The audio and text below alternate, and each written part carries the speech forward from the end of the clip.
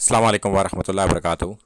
آج ہم بات کریں گے امیر شام یعنی کہ معاویہ بن سفیان کے فضائل میں کوئی بھی حدیث صحیح نہیں ہے۔ حافظ ابن حجر شرح بخاری میں لکھتے ہیں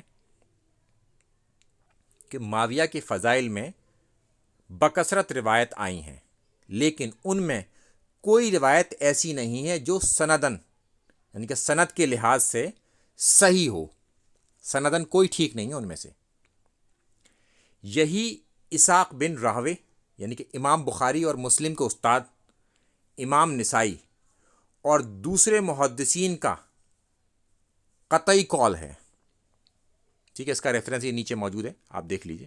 اچھا، یہ روایتیں گھڑی کیسے جا رہی تھیں کہ اس خاندان کے پاس تقریباً 90 سال تک حکومت رہی، اور ان لوگوں نے اس بات پر لوگوں کو لگا دیا کہ معاویہ بن سفیان کے فضائل میں حدیثوں کو گھڑا جائے، اور انہوں نے بہت اچھی طرح سے اس کام کو کام کیا اور انہیں گھڑا ان حدیثوں کو، مگر محدثین کے یہاں ان سب کو ضعیف قرار دے دیا گیا کہ معاویہ بن سفیان کے فضائل میں ایک بھی حدیث صحیح سند کے ساتھ موجود نہیں ہے۔